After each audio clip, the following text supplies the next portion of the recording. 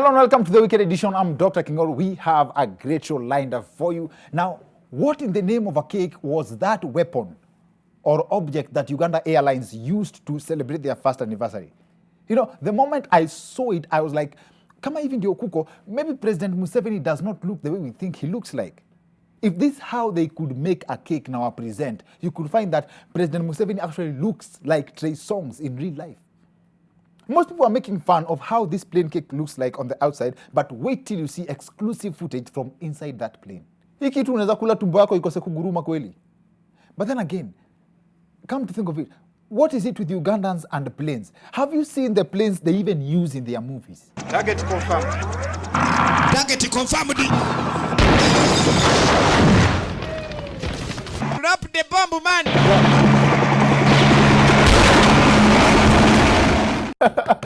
Uganda manze wachaneni na ndege kabisa, bakini pale kwenye kuku. Anyway, like I told you, we have a great show lined up for you. One of our guests for this episode is the N95 mask for the boy child on the corridors of social media. A staunch defender of traditional men's rights.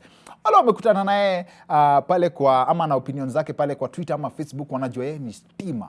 A very shocking stand. Maverick Aoko is in the house. Thank you for having me. Also in studio is a radio presenter not new to controversy. Kwanza mmekuwa na mavita mob sana na yeye hapo kwa corridors za mtandao. Juzi kwanza hapa mmemfungulia file ya kesi na broke men. Mimi mtoto wangu hawezi olewa na mtu ana pesa. Mimi, if my daughter comes home with a man who doesn't have money, I'm not giving her hand in marriage. So be honest, as you talk about this, would you give your child to a broke man who comes and tells you, Mom, imagine I have a vision. That vision, you know, you can't see it yourself, and neither can your daughter. But nyie mkwangi watu wazuri maze. You should watch the whole interview. Hapo mlilima Annita bure. Here for the second time, Annita Raey is in the house. Hi, how are you? I also carry some great news from Telkom Kenya, our friends at Telkom Kenya, I should say. Na wachanua in a bit. Wale watu najua mkona line ya Telkom najua inawateremkia poa sana. On top of the great vibes are affordable internet packages. I have 2,000 bob worth of Telkom airtime that I want to give to you. But first, as much as we have made fun of the Ugandan Airlines cake, hata sisi juzi tu hapa tulikuwa on the spot for launching the BJ50. What a name.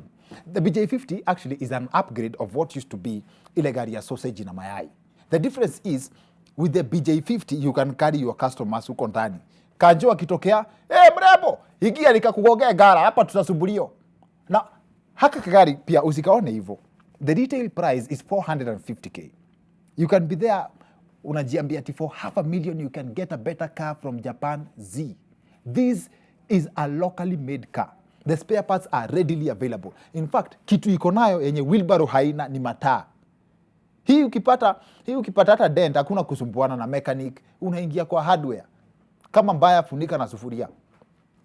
I understand the need to support innovation, lakini tuambiane pia ukweli hata sisi sometimes.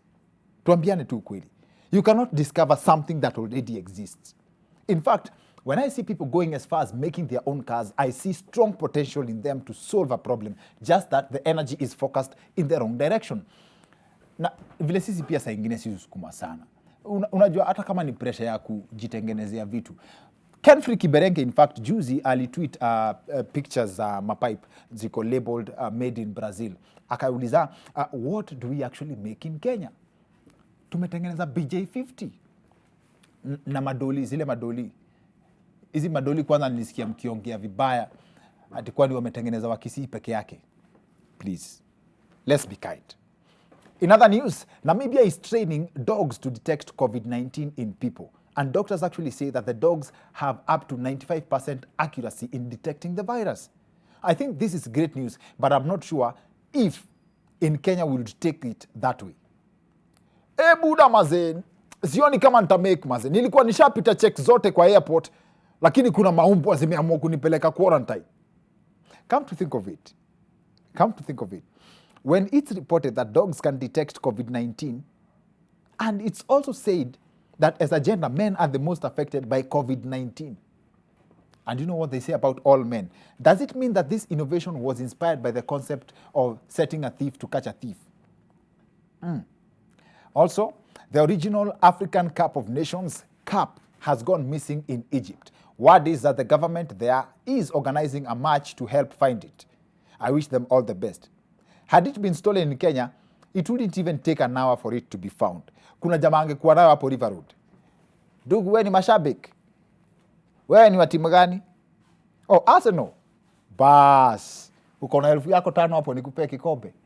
Ni original. Ama uonagi news. Now, the Egyptian Football Association has pleaded with whoever has the cup to return it. Acha nikwambie, really, seriously. The Egyptian Association has pleaded with the Egyptians, watu wa Misri. Watu wenye Mungu alitumia mpaka nyoka na kunguni na hawakusikia. Ulisikia wapi? Hakuna.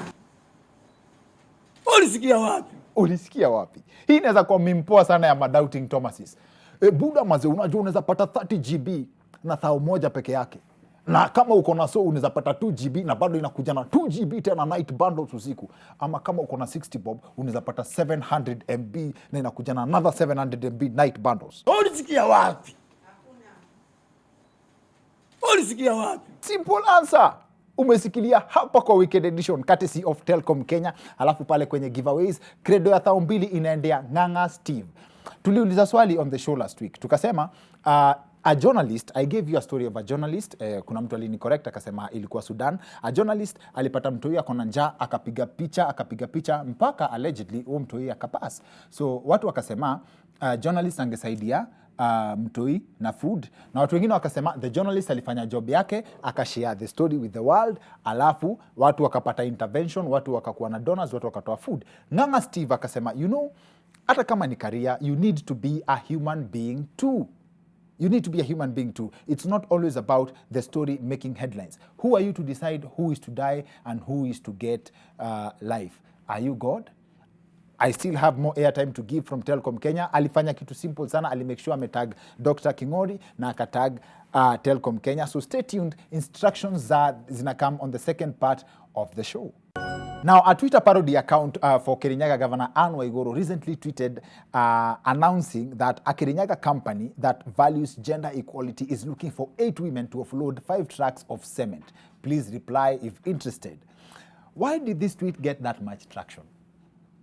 What is the big deal with women offloading trucks of cement? Why do we have headlines like woman in male-dominated industry? There's also, bado tumekuanga na debate in these corridors about whether kuna jobs specifically designed for men and others for women. Mamito is one of the best comedians in this country. So should I address her as a female comedian or just a comedian? Why is there a separation?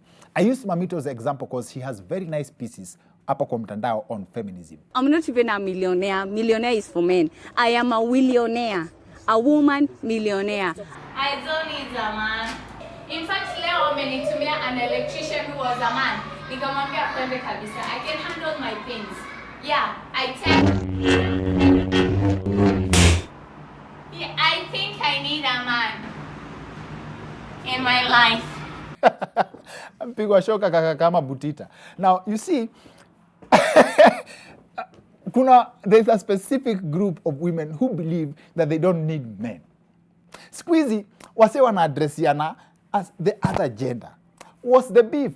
Shida iko wapi maze? Ukienda YouTube side, there's a famous video that has been shared as a meme under the question, should women exist? Let's extend this conversation to the second part of the show with our guests, Maverick Aoko and Annita Raey. So see you guys in a bit.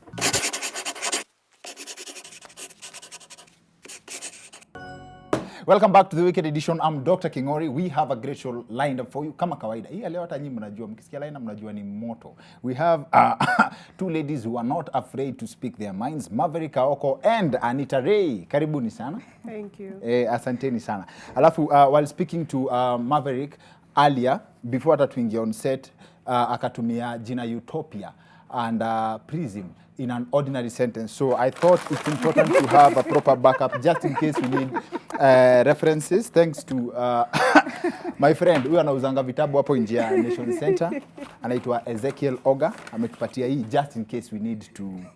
Unajua hizo majina za composition sisi hatuzitumiangi kawaida kwa conversation. But then acha nianze na Aoko. Kwanza Annita started na conversation ya ulimchokoza Twitter. Kuchokoza. What were the correct words? I've already said that's a parody. So it's a hiyo ya yes. Annita Raey. Yes. How does that make you feel? As in competition, your points versus the parody. I feel flattered on one hand, because for one to want to ape you, then it means you have some value. Yes. Yeah. On the other hand, it's also annoying, because they are making it. They do not understand where I'm coming from. Okay. Yeah. But either way, what do you do? So basically, that's official. You are not a washed-up betichana. Umetulia sasa? No, it's still funny. I wanted to allow you guys fight kwanza before we could start the show, but now that that's out of the way, swali straight to simple. What is the beef between men and women? Where do you think the beef is? Of course, you defend men. You take a very, for lack of a better word, a traditional stand in terms of how men should relate with women. Like ile ya kitambo ya women should respect men this way, nini na expectations zote zenye zinakam from either sana from the men's side. What do you think is the beef? It's just the anathema that has come with women empowerment.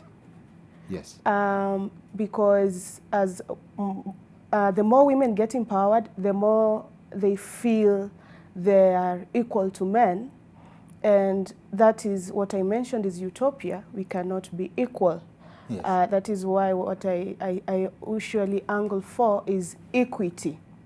I realize that we are different from each other, but I have bottlenecks that are facing me. There are bottlenecks that are facing you as a man, and we work together so as we combat these bottlenecks that face us instead of fighting each other. Just a clarification, your anathema is an English word? Absolutely. Oh, Annita Raey, alikuwa anathema. I need you to tell me what that is. Alikuwa anathema. That's only anathema I would know, honestly. Manzi. Wewe from the other end, of course, lazima udefend them ladies, wewe udefend pande zote. But then, kuna kitu sana, especially kama kukula fair. She's against hizi mavitu za favors women expect from men. Where you would understand that some women mkona inaitwaje constitutional right ya kukula fair, right? Where does that come from? Anyway, listen, I keep asking, nani aliingia kwa mfuko ya mtu akatoa pesa? It's not theft. It's not theft, is it? Let's not pretend. There's no man who's forced kukula fair. I mean kutuma fair. So sijui mtu sema alikuliwa fair. You send the money. Literally went to your phone and sent the money. But you get was sent for a purpose. It Were was you sent for a purpose. If I send you money to get me that dictionary and you do not get me that dictionary, you have stolen my money. You are downright a thief, a hard-eyed thief. Oh, mtu akikula fair ni Yes. that is if If they you don't are show sent up. the money, of course no one was forced to send the money. If you are sent the money, show up. If you cannot show up, give a logic excuse. But if you do not show up, you are a thief. You are using an excuse of being in a relationship, of being wanted to benefit yourself.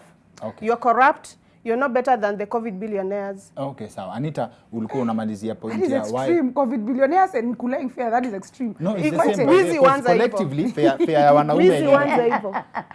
Listen, why are you sending fair? Why are you sending fair? To facilitate transportation logistics that are bringing the person to A you. woman who wants to see you doesn't need fair. So why are you sending fair? What kind of idiocy is that? So men first of should all, not send come fair. on atuma fair, you're idiot enough to kulwa your fair. If you send me fair, I'll kula. Why? If I want to see you, I'll come see you. Do we look like we can't afford fair?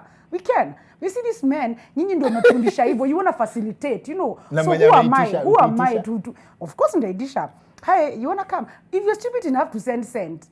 Don't make us feel bad for men's So stupidity. unaitisha na That bado shows. unaikula. You See, pledge kwa that you will nini? eat the fair. Why not? Dr. Kingori, you hear the way they are talking, that if you're stupid enough to send me fare, but they beg for these fares.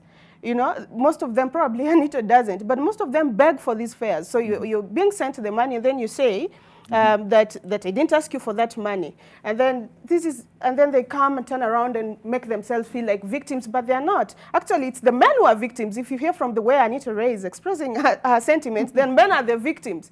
You know, like Of what? Of malicious women, of send that fare and I'm going to eat it. Then how are we going to relate moving forward as men and women? Okay. Why not, listen, let me ask something. Why not come if you have a problem sending the fare, if you don't want your money to be eaten? Why not come? Be a man enough, come pick me up, right? Have you ever had Come of- pick me really? up. Not You could share. not every man is from the angle of come pick me up.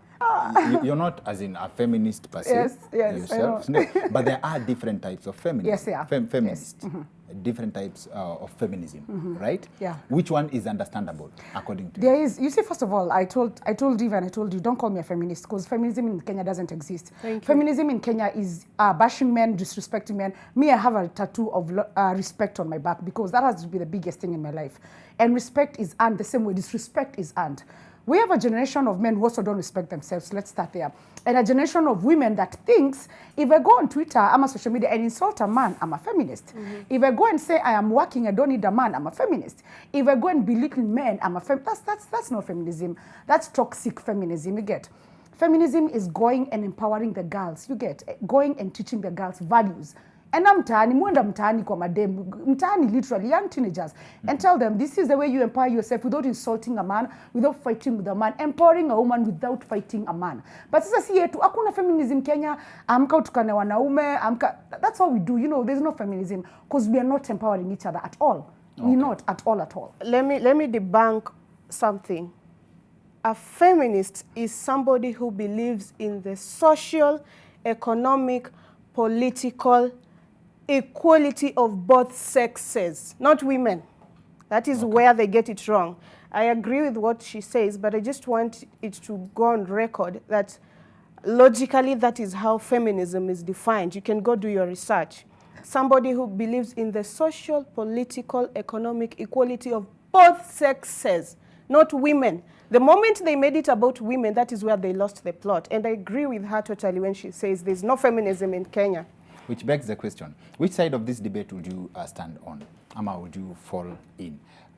We have people advocating for positions to be created for women, right? Yeah. Yet in the same, on the political scene, yeah, we have on the same scene women who have actually fought for the positions. We have female governors, yes, we have female MPs, yes, who have worked to that position. Yes. What's the difference between these women, yes, and the ones who need the positions to be created for them? I am for these women who use their political acumen, who use their intellectual wherewithal to climb the ladder, it's political ladder, economical ladder, and whatever. I am not for women who want positions created for them. Why? Are they handicapped? If they say what a woman can do, what a man can do, a woman can do better, then why do they want to be spoon-fed? Okay. Yes. Do you agree?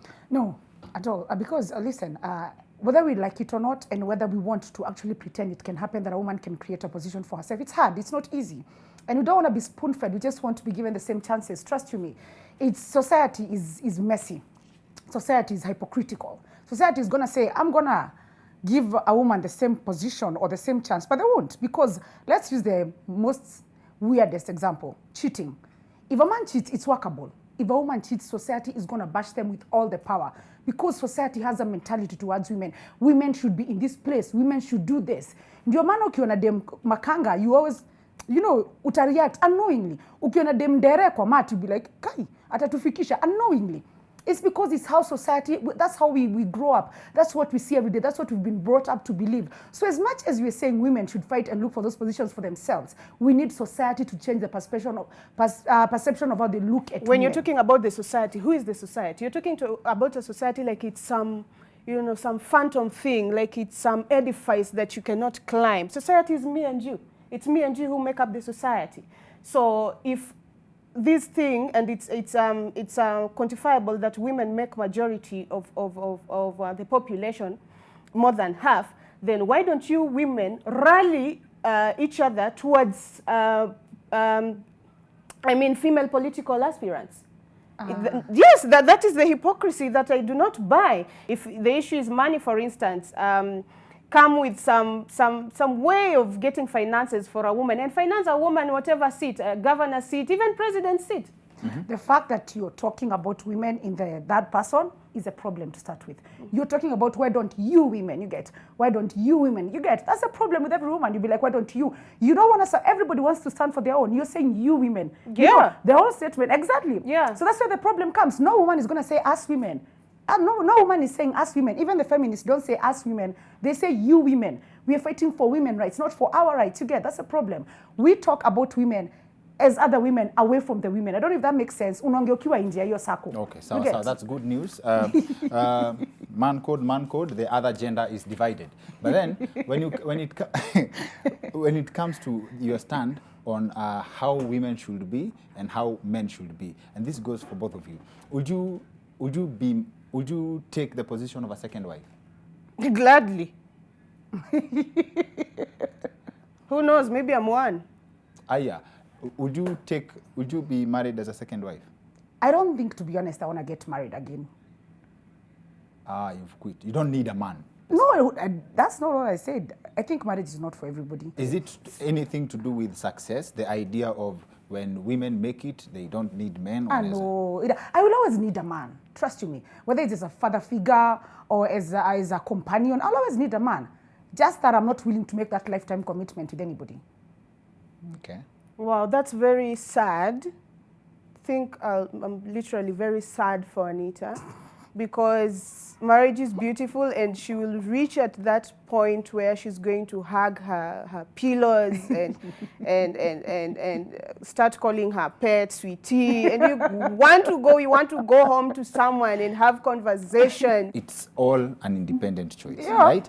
As much as independent, but it's just because if you decide to be a thief, it's your independent decision. But can't we say that thieving is bad? It's not a crime to be single. No, it's not a crime to be single. Yes, but don't tell us that it's when you sit on national TV and tell people that commitment and marriage is too much work.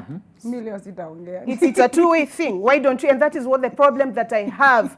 There's no one who has, rubbished the fact that women and girls, for example, have lots of issues that they are facing.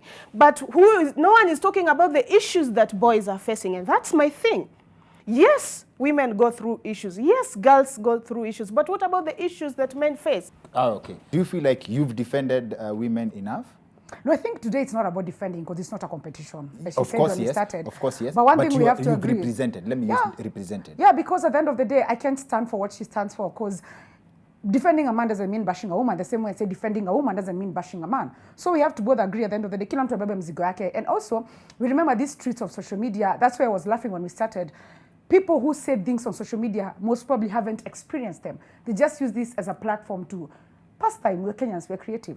But most of the people who go through this will come to the inbox, those are the people who actually go through this. So yes, I've represented all the women maybe who come to my inbox, all the women who feel this generation of men needs to up their game. And when I say be a man, I genuinely mean that. Just be a man, This generation of women need to get out of their high horses and stop being living in utopia and being expecting the ideal, and let them come to the reality. Hii mapenzi wanataka ya Alejandro, it's never going to happen. Ukitumiwa fair, please show up. So make life real. Please use your brain, use your acumen, use your hands to climb the societal ladder. And maisha yako and the way you turn out to be has got nothing to do with men. Stop blaming men for every wrong decision you make into your life. Bringing Aoko, thank you first of all kwa kukuja. Asanteni sana. Bringing Aoko, kuna jama mmoja kwanza rafiki yangu sana, alikuwa advocatea sana, among the first people. Of course, my friend Cliff will be over the roof that you came to the show. And then Joseph Mashera on Twitter najita underrated ninja. Yes. Yeah. From the first time you opened a Twitter account. Yani from your first tweet, Joseph has been like, underrated ninja. Anajua atafurahi sana na wale watu wote wana support Aoko. Thank you pia kwa kukuja. Najua umerepresent vizuri sana. Also give out airtime ya Telkom Kenya. 2,000 bob worth of Telkom airtime. Can we agree on a common ground? Beef ni ya nini? Why can't we, mbona tuwezi patana katikati kwa hii conversation ya men and women? Why can't we coexist peacefully like Adam and Eve before the fruit? Mbona tuwezi ishi kama watu wa kawaida? Give us a reason. Ni wapi, what do you think could solve this? Mwenye ananipatia jibu ile simple kabisa na ile rahisi kabisa kawaida, 2,000 credit ya Telkom ni yako. Social media handles at Dr_Kingori Twitter and Instagram, Dr. Kingori on Facebook. Facebook naye mnajua, my Facebook is the headquarters for the most interesting and craziest comments. I get trolled for a living there, but it's fun. Tukutaneni huko, but otherwise, Annita, uko social media? Yes, Annita Raey. Annita Raey. This one. So my t-shirt. Annita Annita HRAEY. Bas RAEY. Social media Maverick Aoko. On Twitter and Facebook, Aoko Otieno. Okay, sawa sawa. Si tukane mtu wa parodies hapa before tufunge. Fala. Maze, alafu for the people, time ya weekend edition may not be enough, but of course tuko na time tena kwa radio maze. We extend this conversation na Maverick Aoko on Nation FM 96.3 from 10 to 11 am Monday. Hii story haijaisha, kuna maswali mob sana. Kwanza hiyo story ya madem na do. Tune in to Nation FM maze. Monday usikose. That's it for the weekend edition. See you next week. My name is Dr. Kingori.